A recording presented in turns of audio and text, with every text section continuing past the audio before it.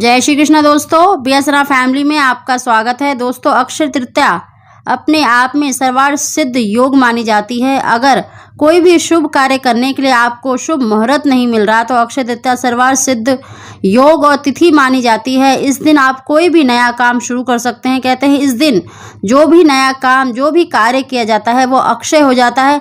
इस दिन किया गया कोई भी दान पुण्य कार्य निष्फल नहीं जाता। दोस्तों, अक्षय तृतीया के दिन देखिए सतयुग त्रेता युग का प्रारंभ हुआ था। गंगा मैया धरती पर अवतरित हुई थी और गंगा मैया का वास गौमूत्र में माना जाता है। और ऐसे ही लक्ष्मी का दिन है और माता लक्ष्मी का वास गाय के गोबर में माना जाता है। दोस्तों, गाय के शरीर पर 33 करोड़ देवी देवताओं का वास माना जाता है और अक्षय तृतीया सर्वार्थ सिद्ध योग है। इस दिन अगर आप गाय माता को एक वस्तु का भोग लगाकर अगर गाय माता को खिला देते हैं तो निश्चित ही आपको श्री हरि भगवान के साथ माता लक्ष्मी की, गंगा मैया की और 33 करोड़ देवी देवताओं की कृपा अवश्य ही प्राप्त होती है। दोस्तों, इस दिन गाय माता को ये वस्तु खिलाने से आपके जन्मों जन्मों के दोष पाप नष्ट हो जाते हैं और आपको मन वांछित संतान की, धन की प्राप्ति अवश्य ही होती है। दोस्तों, उसकी जानकारी देने से पहले जो पहली बार मेरी वीडियो को सुन रहे हैं प्लीज़ मेरे चैनल को सब्सक्राइब करें, बगल में बेल आइकन को दबा दें जिससे मेरी आने वाली सभी वीडियो का नोटिफिकेशन सबसे पहले आप तक पहुंच सके। दोस्तों, अक्षय तृतीया सर्वार्थ सिद्ध योग है। इस दिन आपको श्री हरि भगवान का पूजन अवश्य ही करना है। उनको पीला चंदन अवश्य ही लगाएं और साथ ही इस दिन देखिए सत्तू का भोग अवश्य लगाना चाहिए। और साथ ही आपको देखिए इस दिन गाय माता के लिए ताजी रोटी या ताजे आटे की लोई अवश्य लेनी चाहिए। अगर आपके पास सत्तू है तो सत्तू रखें, गुड़ रखें और थोड़ा सा हल्दी भी लगा दें। दोस्तों, आप चाहे तो रोटी पर रखें या ताजी रोटी बना लें या फिर आटे की लोई ले लें, वो भी ताजे आटे की।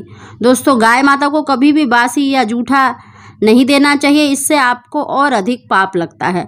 इसलिए अक्षय तृतीया के दिन आप श्री हरि भगवान का जब पूजन कर रहे हैं तो उस गाय के लिए जो आपने बनाया है, चाहे रोटी बनाई है, चाहे आपने लोई ली है, और उसमें थोड़ा सा देखिए चने की दाल और सत्तू अवश्य डालें और साथ ही थोड़ा सा गुड़ रखें और हल्दी का चुटकी भर तिलक लगाकर श्री हरि भगवान को तुलसी रखकर उनको भोग लगाएं। और उसके बाद आप दीपक जलाकर श्री हरि भगवान का पूजन करें। अपनी पाठ पूजा करने के बाद आपको गौशाला में जाना है और गौशाला में भी गाय माता का पूजन अवश्य ही करें। दोस्तों, इस दिन गाय माता का पूजन करने से 33 करोड़ देवी देवताओं का आपको आशीर्वाद मिलता है। दोस्तों, आपकी कुंडली में जितने भी ग्रह दोष होते हैं वो दूर हो जाते हैं। साथ ही दोस्तों, इस दिन गाय माता की परिक्रमा अवश्य करनी चाहिए। चाहे आप एक परिक्रमा करें, चाहे 4 परिक्रमा करें, ओम नमो भगवते वासुदेवाय कहते हुए परिक्रमा करें, गाय माता का पूजन करें। कहते हैं कि गाय माता का परिक्रमा करने से संपूर्ण ब्रह्मांड का परिक्रमा हो जाती है। तो इस दिन आप गाय माता का पूजन अवश्य करें, उनकी परिक्रमा अवश्य लगाएं और साथ ही गाय माता का पूजन करने के बाद अपने हाथों से जो आपने रोटी बनाई है, चाहे आटे की लोई में आपने डाला है, वो अपने हाथों से अवश्य खिलाएं और साथ ही गाय माता के शरीर पर हाथ अवश्य ही फेरें। दोस्तों, ऐसा करने से आपके जितने भी ग्रह दोष होते हैं वो भी दूर होते हैं और जो आपकी मनोकामना होती है वो भी अवश्य पूरी होती है। साथ ही गौ माता के मस्तक पर अपना मस्तक लगाकर उनको प्रणाम अवश्य करें। कहते हैं कि इससे भाग्य की रेखाएं बदल जाती हैं। गाय माता के सींग में श्री हरि भगवान का और महादेव का वास सदैव माना जाता है, तो आप गाय माता के सींगों को भी अवश्य ही स्पर्श करें। दोस्तों, इस तरह से अगर आप गाय माता का पूजन करके गाय माता की परिक्रमा करते हैं और गाय माता के शरीर पर हाथ फेरते हैं और साथ ही सींग को, उनके ललाट को यानी मस्तक को प्रणाम करते हैं, अपना मस्तक लगा के या हाथ भी लगा लेते हैं, तब भी आपको संपूर्ण फल मिलता है। दोस्तों, इस तरह से अगर आप गाय माता का पूजन करते हैं, उनको ये वस्तु खिला देते हैं तो निश्चित ही आपको मन वांछित संतान की प्राप्ति होगी, धन की प्राप्ति होगी, जो भी आपकी मनोकामना है वो अवश्य ही पूरी होती है। दोस्तों, अक्षय तृतीया सर्वार्थ सिद्ध योग है और इस दिन किया गया कोई भी कार्य, कोई भी उपाय निष्फल नहीं जाता, तो आप इस उपाय को अवश्य ही करें।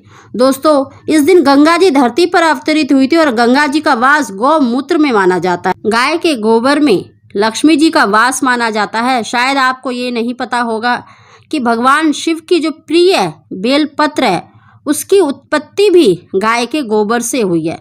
तो इतना महत्व है, इतना इस दिन आपको अवश्य ही गौ माता का पूजन करके आटे की लोई या रोटी अवश्य ही खिलाएं। और जिसको भी अपनी मनोकामना पूरी करनी है या जिस भी बहन को अभी तक कोई संतान नहीं है तो अपने हाथों से अवश्य ही खिलाएं। अगर इस दिन आपने ये उपाय कर लिया तो निश्चित ही आपकी जो भी मनोकामना है वो अवश्य ही पूरी होगी। दोस्तों, इस उपाय को करें और लाभ प्राप्त करें। आप सभी को जय श्री।